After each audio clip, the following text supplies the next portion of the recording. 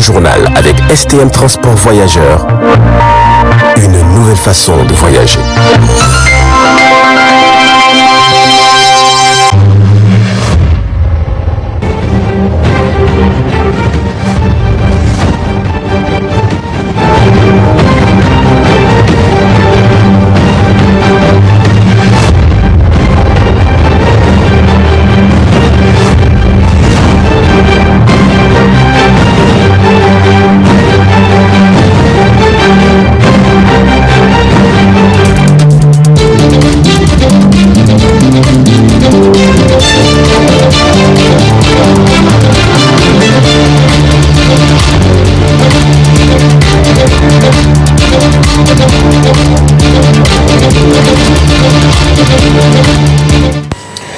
Messieurs, dames, bonsoir et ravi de vous retrouver à travers cette grande édition d'information consacrée à la rétroactualité de la semaine de ce dimanche 17 juillet 2022. La présidente du Conseil national de régulation des communications électroniques et de la Poste a animé un point de presse. Objectif à présenter le rapport annuel d'activité de l'ARCEP pour l'exercice de l'année 2021. Et c'était au cours de cette semaine. Les détails avec Walia Sami et Ibrahim Kantama. C'est pour se conformer aux dispositions de l'article portant création, organisation et fonctionnement de l'autorité de régulation des communications électroniques et de la Poste, ARCEP, qu'à travers ce point de presse, le Conseil national de régulation des communications électroniques et de la Poste entend présenter le rapport annuel d'activité de l'ARCEP au titre de l'année 2021. Il ressort de ce rapport annuel qu'un accent particulier a été mis sur plusieurs points au cours de cette année. En effet, aujourd'hui, le télétravail, les forats virtuels, les e-commerce, e-éducation et e-santé sont rentrés dans le mœurs des Nigériens et contribuent au développement socio-économique du pays. Néanmoins, pour l'année 2021, les opérateurs des secteurs régulés par l'ARCEP ont poursuivi la gestion des effets induits de la pandémie de la COVID-19. Et c'est dans ce cadre que son Excellence M. Mohamed Bazoum, président de la République, a initié une rencontre le 7 mai 2021 avec les principaux responsables du secteur de communication électronique. En effet, il a été dressé au cours de cette rencontre un tableau peu reluisant, notamment en ce qui concerne les taux de couverture téléphonique, de la pénétration de l'Internet mobile, la cherté des tarifs et la mauvaise qualité de prestation des services téléphoniques. La conclusion de cette importante rencontre était d'instruire les acteurs à se ressaisir pour donner au peuple nigérien un accès confortable à des services de communication électronique de qualité à un coût abordable. C'est pourquoi l'ARCEP, conformément à ses attributions, a mis l'accent au cours de l'année 2021 sur l'amélioration des cadres juridiques et institutionnels du secteur, l'acquisition d'équipements de contrôle des dernières générations, le renforcement du contrôle de qualité des services et du spectre et radioélectrique et le renforcement des capacités du personnel de l'ARCEP. Aussi, après l'analyse des données statistiques produites en collaboration avec les différents acteurs de télécommunications et de la Poste, et pour améliorer ses performances, l'ARCEP formule des recommandations. Dans la quête permanente d'amélioration des performances des secteurs de communications électroniques et de la Poste, l'autorité de régulation formule les recommandations suivantes. Il s'agit d'élaborer un plan national ou une stratégie nationale haut débit pour créer les conditions de déploiement des infrastructures adéquates visant à accélérer l'introduction des services innovants haut débit. D'accélérer l'adoption des textes relatifs au secteur postal. En termes de perspective, il s'agit pour l'autorité de régulation d'améliorer la qualité des services avec beaucoup plus d'ardeur pour amener les différents opérateurs à respecter leurs engagements contenus dans leur cahier des charges. de mettre en œuvre l'initiative Free Roaming entre les pays membres de la CEDEAO, mais aussi entre les pays membres de G5 Sahel. D'élaborer la cartographie des zones blanches pour la période 2022-2023. L'on retiendra ainsi qu'au cours de l'année 2021, malgré les effets de la pandémie de Covid-19, les secteurs régulés par l'ARCEP ont connu une certaine croissance. L'autorité entend ainsi continuer les actions pour sensibiliser davantage les différents acteurs dans le cadre de ces activités de régulation. Ouverture au cours de cette semaine des travaux de la deuxième session ordinaire du Conseil de l'arrondissement communal à Niamey 4 au titre de l'année 2022. Des précisions avec Haïssa Adamou et Ibrahim Kantama. La présente cérémonie marque l'ouverture des travaux qui s'étendront sur 4 jours de la deuxième session ordinaire de l'arrondissement communal Niamey 4 pour emboîter les pas du conseil de ville de Niamey. La présente session ordinaire a comme projet d'ordre du jour l'examen du projet au 30 juin 2022, du plan d'urgence hivernale 2022, du remaniement du budget et autres communications. L'occasion pour la mairesse de la dite commune d'apporter plus d'éclaircissements. Ainsi, pendant 4 jours, nous allons nous appesantir sur la gestion de l'arrondissement en ce qui concerne les dépenses engagées à travers le budget 2022 que nous avons librement déterminé. Aussi, l'examen, l'ajustement et le remaniement du budget. De même, nous allons aborder les préparatifs du plan d'urgence de la saison hivernale pour répondre aux attentes des populations de l'arrondissement communal Niamey 4 relativement aux conséquences de l'installation de la saison pluvieuse. Il s'agit entre autres de l'impraticabilité des routes, des eaux stagnantes dans tous les quartiers, l'inaccessibilité de certains quartiers, etc.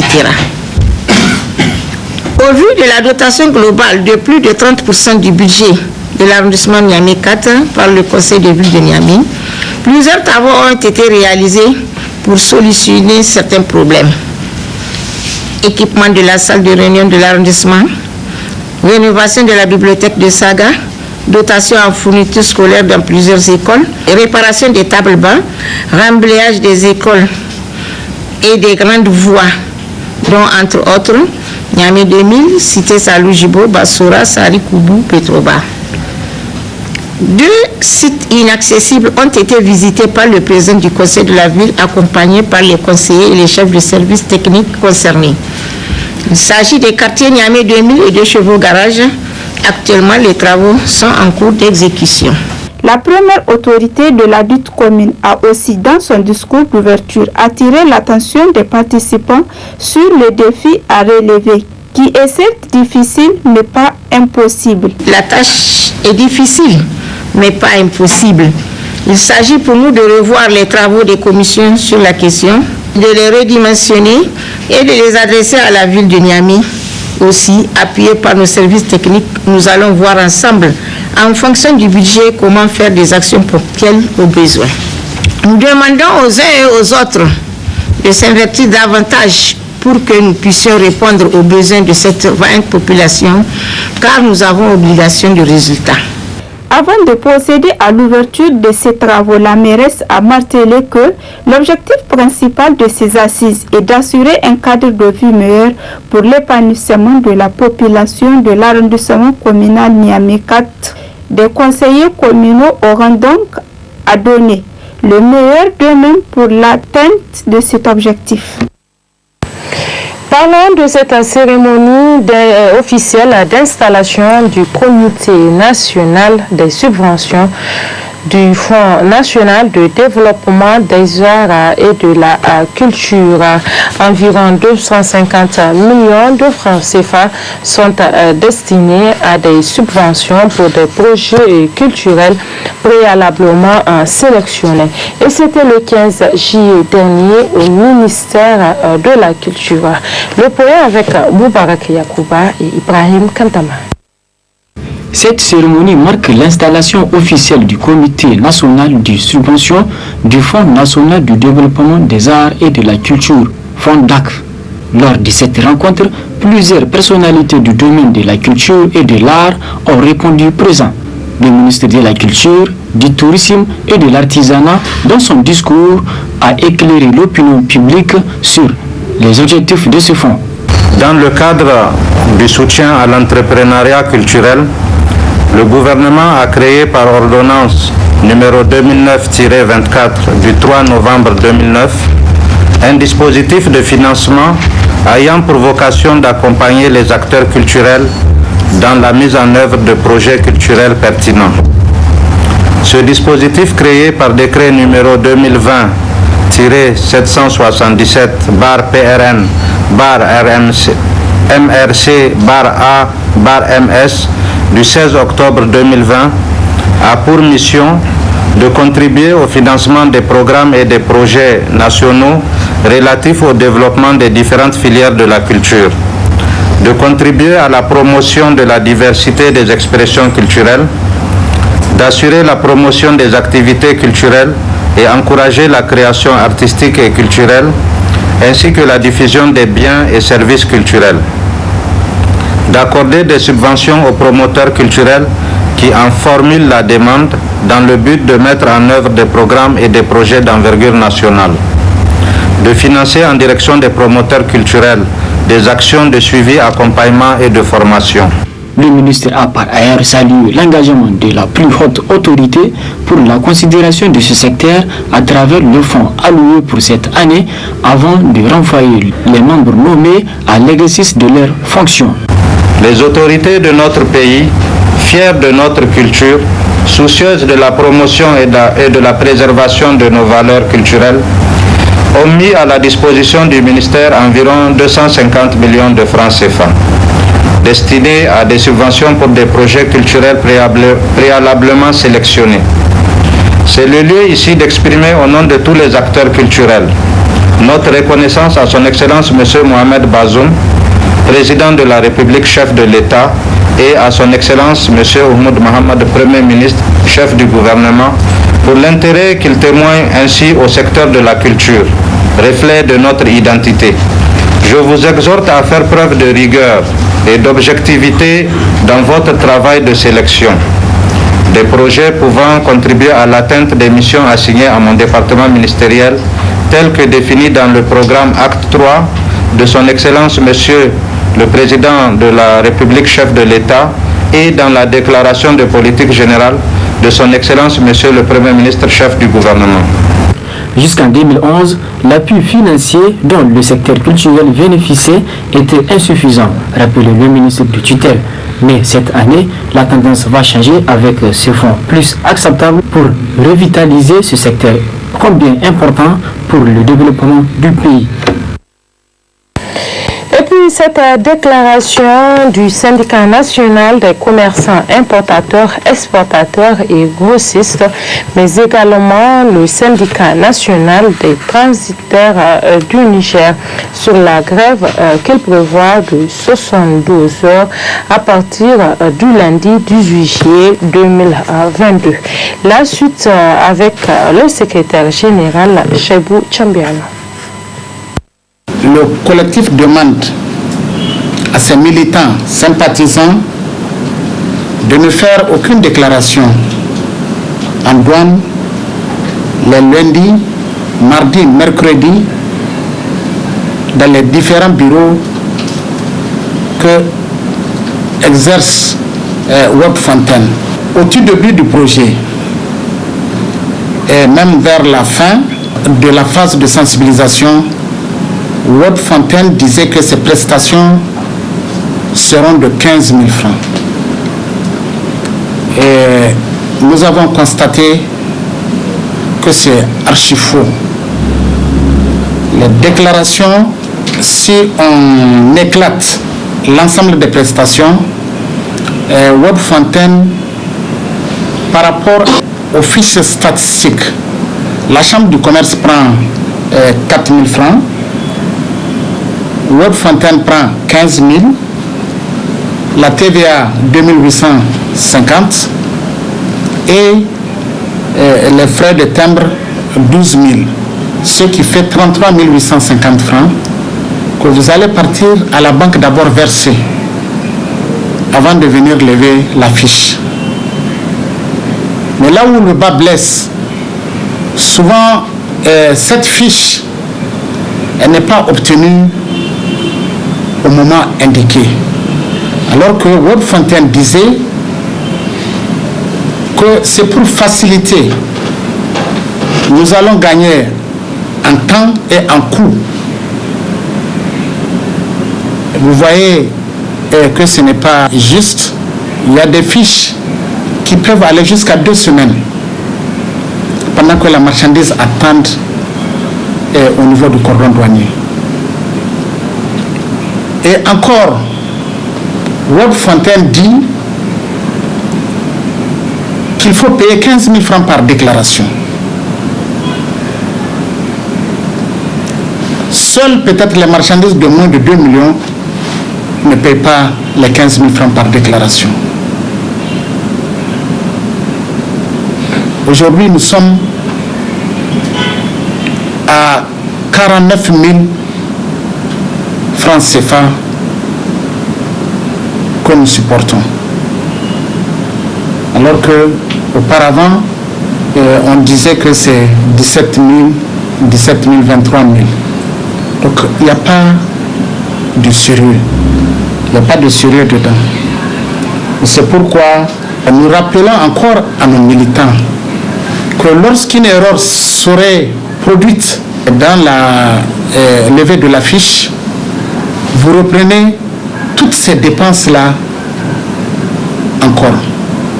C'est-à-dire les 33 000, parce qu'ils disent qu'il n'y a pas possibilité de correction. Vous allez encore payer les 33 000 et les 15 000 francs. Il y a d'autres qui ont levé les fiches 2 ou 3 fois. Donc vous payez 33 850 2 ou 3 fois par une simple erreur, même d'une virgule. Donc on peut dire que ça c'est de l'arnaque. Si vous n'êtes pas prêt, il ne faut pas en abuser. Il ne faut pas en abuser. Donc c'est pourquoi nous demandons à nos militants de respecter la cessation d'activité. Nous sommes ouverts au dialogue. Donc je pense que c'est ce que nous voudrions dire ce matin. Parce que 13 c'est trop. Et nous ne pouvons pas baisser les bras. Et les prochains jours, peut-être que nous allons à une vitesse supérieure. Merci. L'agriculture nigérienne est fortement tributaire de la saison des pluies et est impactée par le changement climatique. Face à cela, Aboubakar Yahya Louché, chef de canton de Bandé dans la région de Zander, exhorte sa communauté à s'adonner plus aux cultures de contre-saison. Et c'est dans une interview du studio Kalangu. Wannan jama'a tamar take fita noman rani ne suke zuwa su yi a wata ƙasa ko su yi kiwo ko kuma su yi wannan 'yan ayakuna dai da anan mashi da suke to don mun matsayawa kenan ya kamata jama'a mu gane da wannan lokaci ya kai mu huce shi duk abin da Allah yake wa ƙasa ya mana fiye da wasu ba to kenan mu yi aiki da wannan dama saboda shi muke kira da jama'a lalle ana nan ga ganewa in kuka ɗauki matsalar abinci lalle ruwan sama lokacin da ya ga dama yake zauwa kuma lokacin da ya ga dama yake tsayawa a lokacin in noman rani muka ba gaskiya wata 12 a wata 12 sai ne noman rani lalle muna in kuka yi gabas nan da kilo 1 kilo 2 za ku gani jama'a a hili in ka samu ɗan zanen ka kewaya za ka yi amfanin da lalle ya limka wanda za ka samu a lokacin damana su linkin balinki saboda in taimaka wa tsohin mata gajiyayi ko kuma irin wannan wanda an mutu an bari da yara to an gyara wuri an sa zogali an sa rogo bakin gwargwado an sa abinci to na yi nihi da gani wanda ya cancanta da fari tunda ba a iya wa kowa amma bakin gwargwado wanda aka samu wance daga nan kan nan wurin nan naki ne amfanin na ciki in higa za ki saida in higa za ki ci da yaran ki wannan da ke take in dai akwai ruwa kawai taki za a nema kamar da kai zancen tallafi akwai lalle taki iri-iri akwai na bature wannan akwai wannan namun nasara kuma akwai wanda Allah zai kaɗo da kanshi wani hazo tun da shi ma taki mu talakawa muna da hanya da dama dabbobinmu suna yi bayan dabbobinmu suna yi wannan shara ta gida za a tsallace muhalli kuma a kai shi gona ko garka abin hannu ya zama fertilizer abubuwan da aka ga ba za su kwasu gami ɗaya ba in aka samu dama sai a kona daga an yi toka ta kwana ɗaya ta kwana biyu ta kai a ɗauka aka kai ta duk tahi wani taki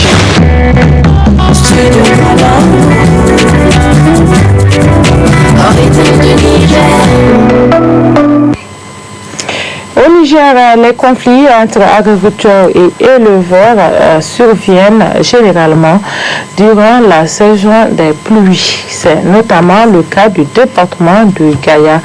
Mais selon la plateforme paysanne, la récurrence de ces conflits a diminué dans le temps. Suivez plutôt. Au Niger, les conflits entre agriculteurs et éleveurs sont récurrents. Ils surviennent généralement pendant la saison des pluies. Le département de Gaïa connaît aussi ce genre de confrontation.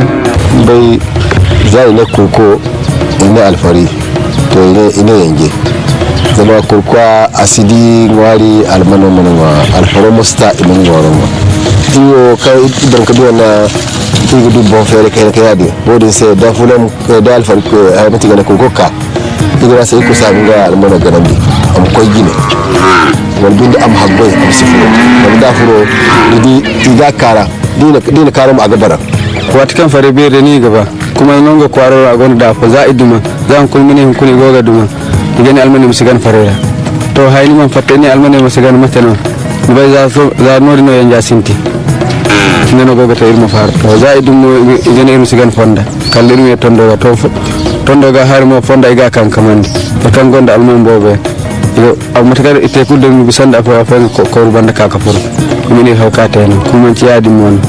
De nature complexe, la récurrence de ces conflits a baissé dans le temps selon les observations de la plateforme paysanne. Les conflits, parfois, ne sont pas des conflits uniquement entre agriculteurs et éleveurs, mais c'est parfois agriculteur-agriculteur, et ceci aussi est valable entre éleveurs et éleveurs, mais ça oppose aussi les éleveurs à l'État parfois, ou les agriculteurs à l'État, puisqu'à travers la plateforme nous avons des agriculteurs, nous avons des éleveurs, nous avons des pêcheurs, et comme on se parle tout le temps, donc ça commence à porter des fruits, on connaît de plus en plus, en tout cas moins de conflits entre agriculteurs et éleveurs qu'auparavant aux années 92 ou aux années 90. Jibo Bagna indique également que l'État doit faciliter la vulgarisation des textes et le respect des lois en vigueur. Aujourd'hui, on vient d'adopter la politique foncière, c'est de faire en sorte que le contenu de ce document ne soit pas dans les tiroirs, qu'on puisse aller le vulgariser. Et deuxièmement, maintenant au niveau de l'État, il faut que l'État fasse respecter aussi la loi. Parce que quand il y a un jugement qui est rendu, une fois que l'autorité n'est plus là, on remet en cause. Ça, c'est la faute de l'État. Donc l'État doit aussi s'assumer.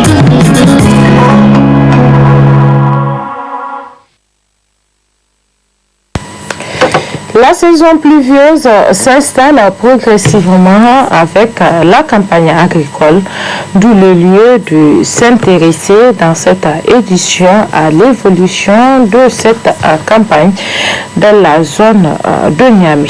Zainab Gagra, Abdullah Nasser Abdou. La campagne agricole au Niger s'installe progressivement sur toute l'étendue du territoire national. Un démarrage qui a permis aux agriculteurs dans le pays de s'aimer du mil et du haricot. Comme annoncé par la Direction nationale de la météorologie, une forte pluviométrie est prévue cette année. Force est malheureusement de constater dans la région de Niamey une rareté des pluies. Y a-t-il d'évolution à la campagne agricole? Cette situation pluviométrique répond-elle aux attentes des agriculteurs? Nous semons des haricots. Les haricots, c'est maintenant même, nous l'avions semé. Et le mil, ça peut à peu près 3 semaines. Bon, cette année est mieux que l'année passée, selon moi. Nous utilisons l'engrais traditionnel parce que ça dépasse l'autre engrais chimique. C'est entre les semis du milieu que nous mettons les haricots. A noter que les perspectives agricoles au Niger cette année sont bonnes dans plusieurs zones agricoles. La suite de cette rétrospective de la semaine, l'association des auteurs-compositeurs islamiques a organisé au cours de cette semaine la 2e édition de la journée culturelle islamique et c'était au CFM Taya de Niamey. D'autres précisions avec Ralia Sami.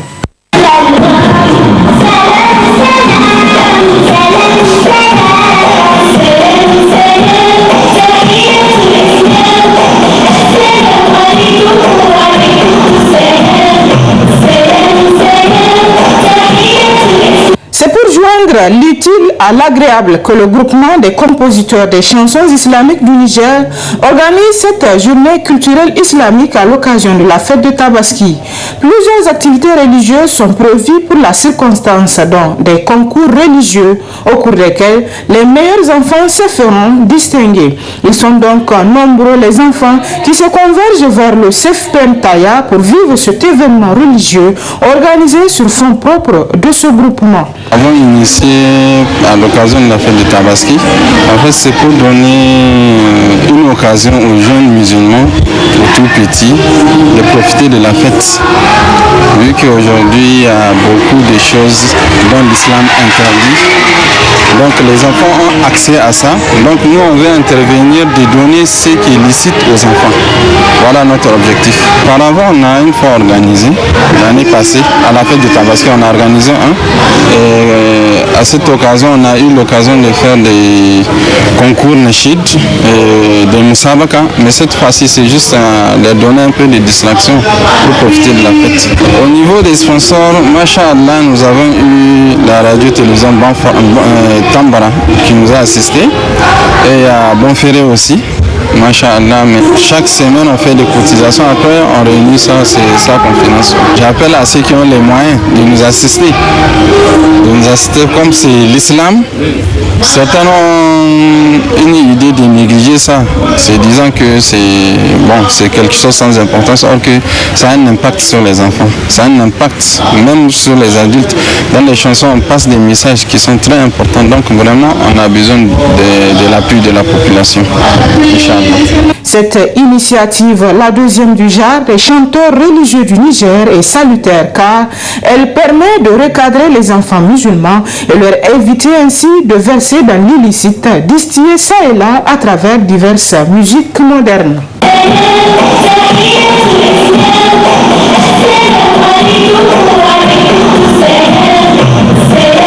L'équipe de la radio et télévision Tambra a fait un tour au CCEG de Niamey pour constater de visu comment les candidats préparent leurs examens de baccalauréat. Suivez les explications dans cet élément de Ibrahim Abdelkader et Abdel Nasser Abdou. Le baccalauréat, communément appelé bac, est un diplôme national sanctionnant la fin des études secondaires générales, technologiques ou professionnelles. Au Niger, les épreuves écrites et pratiques du baccalauréat 2022 se dérouleront officiellement le lundi 18 juillet 2022 au lieu de la date du 26 juillet.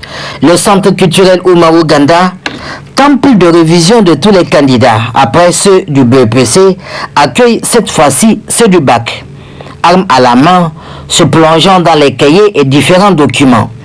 Optimistes dans l'ensemble et ont bien voulu répondre à nos questions. Certains parlent même du taux de pourcentage qu'ils estiment pour cette année. Nous sommes en train de réviser l'histoire géo. On est là maintenant sur les anciens sujets. Donc 2011, bilan de la guerre. Oui, heureusement. Parce qu'on est là, on a attaché vers nos centres pour rapprocher nos épreuves. Maintenant, vraiment, le révision, c'est un peu quand même bon. Parce que oui, vraiment, il y a un message que je dois passer pour les enseignants, les correcteurs là. On les demande vraiment là, pour la correction là, ils ont nous pitié. Parce que vraiment là, on attend ou bien on a bien entendu. Au niveau des corrections là, vraiment, il y a les autres enseignants sans pitié qui vont corriger nos épreuves. Mais on y rappelle vraiment, ils ont nos pitié. Parce qu'ils ne savent même pas la faire. Un élève doit faire 9 mois ou 8 mois en train de faire les études encore en fin de 3 jours à peu près. Il va échouer. Vraiment, c'est pas bon. Actuellement, je suis sur l'espagnol. Effectivement. Il faut être positif, les révisions générales. Je veux dire à mes autres camarades d'être positifs et ça va aller, Inch'Allah. De se mettre en tête que ça va marcher, puis ça va aller, c'est tout. Bon, actuellement, on révise tout. Comme avec les examens, c'est la révision de tous les chapitres, tous les cahiers, exactement. Oui, on a pu finir presque tous les chapitres, mais avec le programme d'histoire géo, comme vous le savez, les chapitres d'histoire géo sont longs. On n'a pas pu finir, mais on a fait des photocopies pour pouvoir réviser. On est enfin, on est prêts. Je souhaite à tous les candidats bonne chance et du courage vraiment, et que le bon Dieu nous assiste. Le taux de cette année, vraiment, on estime vraiment peut-être on va avoir plus de 99% ou bien 79%. Parce qu'on est prêts. Les élèves sont tous prêts. Les examens se préparent dès le premier jour de la rentrée, a-t-on coutume de le dire. Ces candidats ne désespèrent pas quant à l'obtention de ce diplôme qui va leur permettre d'ouvrir les voies aux autres étapes d'études pour garantir leur avenir. Place à présent à la revue hebdomadaire de la presse, comme à chaque semaine. Ralia Sami a parcouru pour nous les journaux parus au cours de cette semaine. Très bonne réception, bonsoir et bon début de semaine.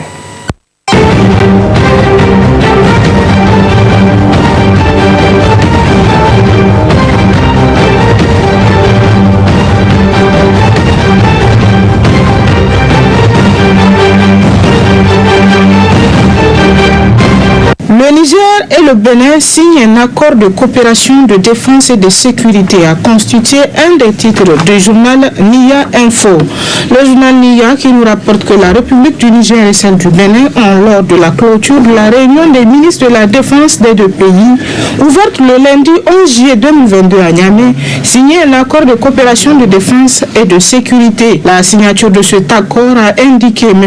Noatin Fortuné Alain, le ministre béninois de la Défense nationale, marque l'entrée dans l'ère d'une coopération beaucoup plus étroite dans le domaine de la défense et de la sécurité entre la République du Niger et celle du Bénin.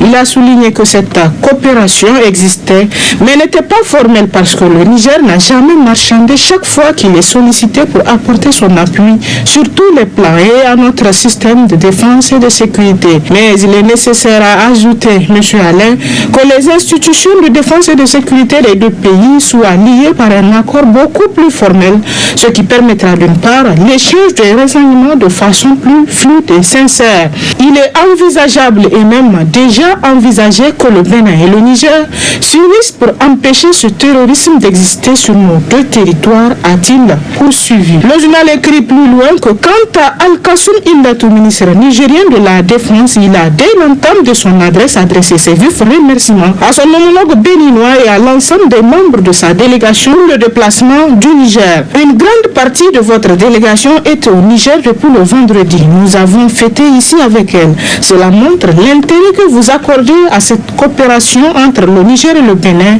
a souligné le ministre Indatou. Cela fait une dizaine d'années, a rappelé le ministre de la Défense nationale du Niger que le terrorisme est au Niger et il a fait beaucoup de mal à notre pays. Nous avons perdu beaucoup d'hommes. À un certain moment, a-t-il ajouté, nous étions à genoux. Mais par la grâce de Dieu, nous nous sommes relevés et nos forces de défense et de sécurité ont permis au Niger de jouer le rôle que nous sommes en train de jouer aujourd'hui. Si aujourd'hui nos frères du Bénin montrent leur besoin de coopérer avec nous, c'est qu'ils ont besoin de notre aide, de notre expérience. C'est en effet un devoir pour nous de le faire, a rassuré le ministre nigérien qui a précisé que si aujourd'hui nos voisins ont besoin de nous, donc c'est un devoir pour nous de le faire parce que nous ne souhaitons pas qu'un autre pays connaisse ce que nous avons connu, que ce soit à Chinagoder et à Inates, soit aussi dans ces pays voisins, conclut le journal. Quant au canard déchaîné, il nous rapporte en matière de coopération que Bazoum était chez Mohamed Déby Itno pour parler sécurité et développement. Le président de la République du Niger, Mohamed Bazoum, était en terre tchadienne dans le cadre d'une visite officielle de 48 heures. Il a été accueilli par son homologue tchadien, Mohamed Idriss Déby Itno. Les deux hommes d'État vont échanger sur plusieurs sujets du moment qui touchent à la vie des populations des deux pays, à savoir la sécurité et le développement. Le programme de la visite officielle du chef de l'État du Niger au Tchad prévoit un tête-à-tête entre les deux dirigeants le 13 juillet au palais présidentiel, nous apprend le journal dans sa parution. Une rencontre bilatérale élargie aux deux délégations aura lieu tout juste après les échanges entre les deux chefs de l'État, poursuit le journal. Les deux pays ont signé un nouvel accord de coopération dans le domaine sécuritaire. Nous apprend toujours le confrère qui poursuit que lors de la conférence de presse commune, le président tchadien a dû saluer les échanges fructueux qui ont abouti à la signature de ce nouvel accord.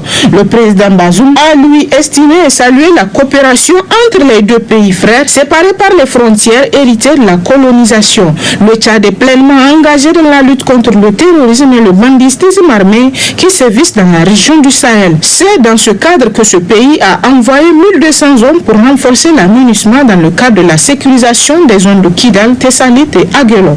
Le Tchad participe également à la force multinationale mixte qui regroupe les armées du Niger, du Nigeria et du Tchad et qui mène des opérations de lutte contre le terrorisme dans le bassin du lac Tchad. C'est la deuxième visite, écrit le journal, qu'effectue Mohamed Bazoum au Tchad après celle qui a eu lieu pour les obsèques d'Idriss Déby Itno lors des combats contre la rébellion du FA. À propos toujours de cette visite au Tchad, le journal Moria parle de raffermissement des relations économiques et de fraternité. Le deuxième jour de la visite officielle du président de la République du Niger au Tchad a été marqué par un tête-à-tête entre les deux chefs d'État, Mohamed Bazoum et Mohamed Idriss Déby Itno.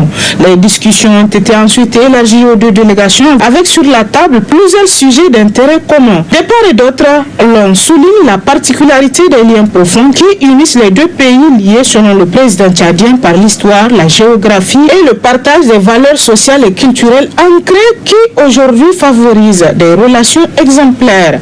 Ces relations se nourrissent de valeurs de fraternité et de solidarité fondées sur l'appartenance à un même espace humain et culturel des peuples pour lesquels la frontière a procédé d'une décision arbitraire du colonisateur, renchérit le président Mohamed Bazoum. Autant des atouts qu'il faut exploiter pour tirer meilleur profit dans le difficile contexte actuel. Cette volonté affichée doit être concrétisée, estime le journal, pour qui la charge revient aux deux gouvernements respectifs de traduire en acte les grandes orientations déclinées par le président Mohamed Bazoum et le général Mohamed Idriss Déby Itno qui ont procédé à l'ouverture de la séance élargie. Autre actualité traitée par les journaux cette semaine, l'éducation. Zéro classe en paillotte, une initiative réaliste et réalisable, écrit dans ses titres le journal Le Hérisson. Ces dernières années, le monde scolaire a été régulièrement endeuillé par des incendies de classe en paillotte. La situation était d'autant choquante et insoutenable quand on apprend à chaque incendie que ce sont des élèves du préscolaire ou du primaire qui en constituent les victimes. Après ces drames, les populations avaient redoublé de vigilance pour prévenir ces incendies criminels et même appréhender quelques individus mal intentionnés. Le gouvernement a pour sa part décidé en conseil de ministres d'interdire l'usage des classes en paillotte dans les préscolaires. Avec la fermeture des classes pour les grandes vacances, la municipalité de Niamey a initié un projet louable qui consiste à remplacer toutes les classes en paillotte par des salles construites en matériaux définitifs, nous apprend le journal. Cette initiative devrait naître il y a longtemps, précisément depuis l'effectivité de la décentralisation, car dans les pays qui ont réussi le processus de la décentralisation, on sait bien que les infrastructures relèvent des collectivités, construction et entretien, l'État gardant seulement à sa charge le personnel. Mais il n'est jamais trop tard pour bien faire du temps. Et cette initiative Zéro classe en paillotte traduit éloquemment la sincérité des autorités politiques qui ont fait de l'éducation une priorité spéciale. Il suffira, selon le journal, au député maire de la ville de Niamey de garder le cap dans ses efforts pour qu'à la rentrée prochaine, le paysage des écoles change dans la capitale. Au niveau de l'État, le président de la République s'est déjà engagé à travers plusieurs réformes en cours à rehausser la qualité et le niveau de l'enseignement. Quant au journal La Nation, il s'est intéressé dans sa parution à la Tabaski 2022 à Niamey. Les revendeurs de moutons victimes de leur gloutonnerie, écrit dans ses titres le journal. La communauté musulmane du Niger a fêté le samedi 9 juillet 2022 l'Eid el-Kébir, appelé Tabaski ou fête du mouton. Comme l'année passée, les revendeurs de bétail ont fait les frais de leur gloutonnerie. C'est bien dommage, le marché n'avait pas marché comme je l'aurais souhaité. C'est plein Iliassou, revendeur de moutons, au retour de la prière à la mosquée des Arabes ou l'Arabe Idjingara au quartier Sonissi. C'était la mévente, a-t-il laissé entendre. Comme lui, beaucoup d'autres revendeurs ont eu le même sentiment, écrit le journal. Si pour les revendeurs de moutons des principaux marchés de bétail de la capitale Niamey, les prix proposés oscillant de 80 000 francs CFA à 150 000 voire plus sont relativement abordables du côté de la clientèle, ils sont faramineux et exponentiels. Le contraste noté cette année, c'est la disponibilité qui pourtant a rimé avec cherté. À regarder de près, cette cherté est due au calcul égoïste du nombre de revendeurs. Pour ces derniers, la Tabaski est une occasion unique en or de faire des bénéfices puisqu'elle n'intervient qu'une fois l'an. Conscient et convaincu que dans les grandes villes, surtout dans la capitale, les moutons coûteront cher, Boubacar, enseignant de son état, a lui préféré acheter son mouton de sacrifice à Wallam. J'ai envoyé 75 000 francs à mon cousin qui a pu me procurer un bon mouton bien gras, les frais de convoyage y compris. C'était à 3 jours de la fête. Toutes ces situations avec la morosité économique ambiante n'ont pas manqué de porter un coup dur à l'écoulement des moutons dans les principaux marchés de bétail de la capitale, conséquence directe de la gloutonnerie des revendeurs agréés qui malheureusement ne semblent tirer aucune leçon du piège de la mévente chaque année, conclut le journal. Et pour finir, la roue de l'histoire nous rapporte de graves défaillances dans l'édition du Hajj 2022. Malgré la forte implication du gouvernement venu à la rescousse du Congo, le Hajj 2022 s'est déroulé avec un goût d'inachevé avec 158 pèlerins laissés sur les carreaux pour cette édition, la première après 2 ans de suspension suite à la pandémie de la Covid-19. De nombreuses défaillances ont été enregistrées dans l'organisation du Hajj, malgré l'expertise acquise par le Congo depuis plusieurs années. La non-maîtrise du système d'obtention de visa par les agences du Hajj et de la Umrah, l'incompréhension entre l'avionneur et le ministère du Commerce, le retard dans l'acheminement des pèlerins, les tâtonnements du Congo ont émaillé cette édition qui a été l'un des plus grands échecs de ces dernières années, écrit toujours le confrère, qui nous précise que des pèlerins stressés, plongés dans l'incertitude jusqu'au dernier jour, des agences qui déambulent accusant le Congo et l'avionneur, des réunions répétitives au niveau d'une cellule de crise mise en place à cet effet ont marqué cette édition dont il faut désormais tirer les leçons de l'échec pour aller de l'avant.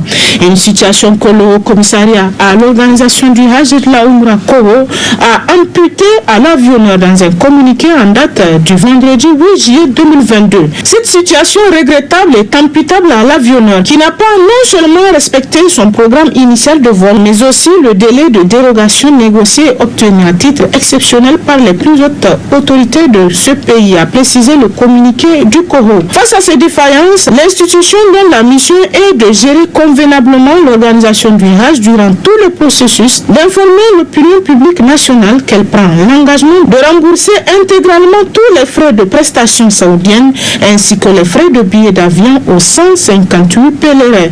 Le commissariat à l'organisation du Hajj de la Oumra de dire qu'il prendra toutes les dispositions administratives nécessaires pour que la priorité soit accordée aux pèlerins concernés par cet événement que le COHO a qualifié de malheureux pour l'édition du Hajj 2023. Avec seulement 7194 pèlerins cette année, quelles dispositions le COHO compte-t-il prendre dans le cas où on reviendra à la normale avec un quota variant entre 12 000 et 15 000 pèlerins, s'interroge le journal qui estime que le quota attribué au Niger pourrait même être revu à la hausse par les autorités saoudiennes, surtout que de tout temps, c'est l'avion qui est à l'origine des principales défaillances dans l'organisation du Hajj au Niger. Et c'est l'essentiel de l'actualité à travers les journaux cette semaine. Très bonne lecture et à la semaine prochaine, Inch'Allah.